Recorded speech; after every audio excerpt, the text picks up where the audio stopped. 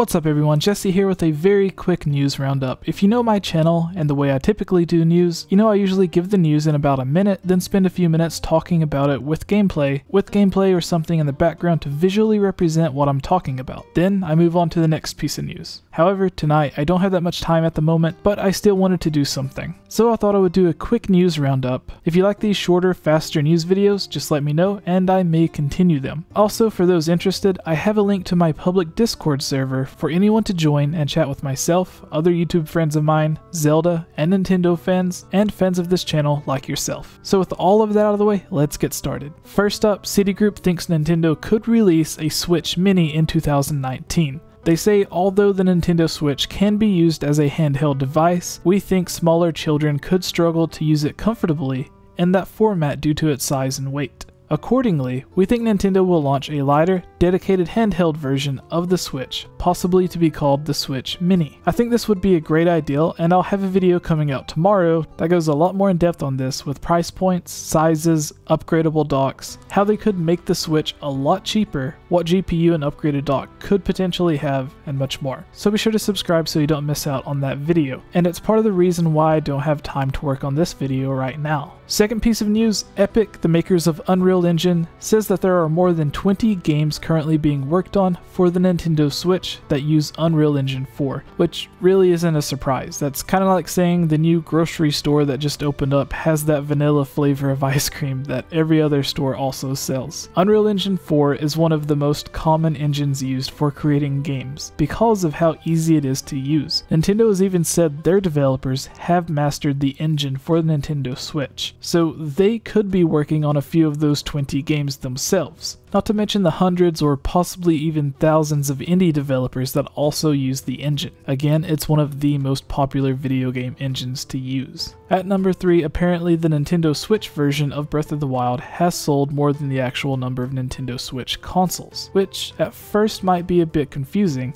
But if you think about it, a lot of people probably bought one Nintendo Switch to use, then bought the normal edition of Breath of the Wild, as well as the Master or Legendary Edition to collect, or could have even bought 4 or 5 copies to sell for twice the price on eBay, because that's what evil people do, like retro. Number 4, Nintendo has announced they are discontinuing the NES Classic, which is kind of dumb on their end, or is a smart way to trick everyone into buying them. Now, everyone who didn't want one or thought they were dumb suddenly wants one, and they're selling for 5 times the original price. So if Nintendo does decide to ever bring them back out, they know they can raise the price up to $200, even $300, and everybody will still buy them because there are hundreds of them being sold on eBay for well over $300. So raising the original price to just $100 would literally not affect anything. Next up, Sonic Forces has new promotional videos. That's cool, I guess.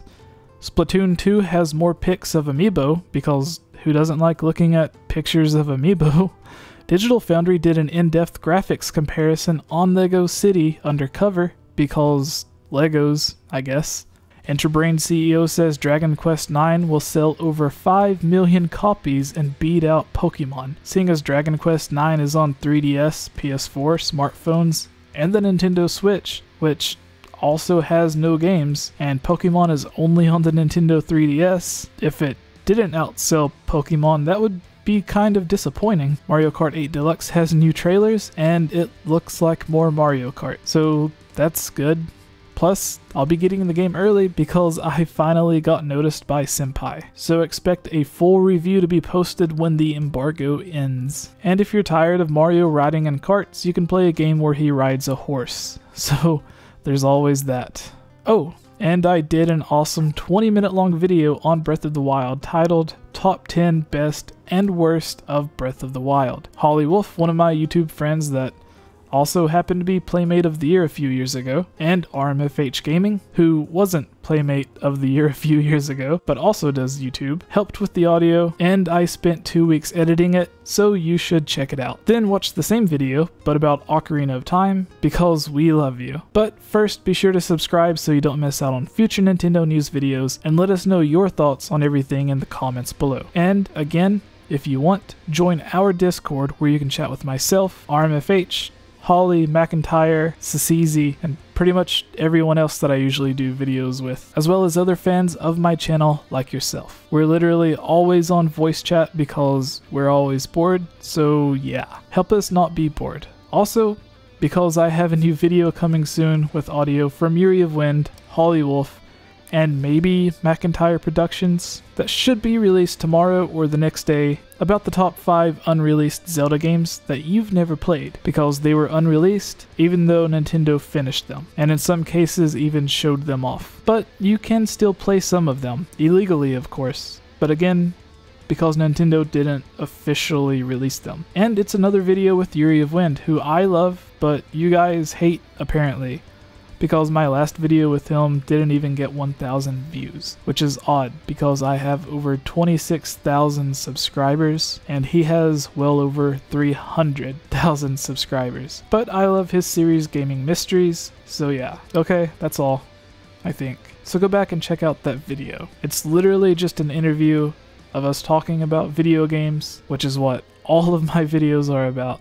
But we also talk about how he got started on YouTube and what his life is like now that he is, I guess, YouTube famous. I don't really know. So yeah, there's all that. I think that's all. I think. So subscribe if you haven't, which I already said, but you still should subscribe. Because why else are you watching this video after all of this self-promotion, which a lot of people hate? But it's my video, so who cares?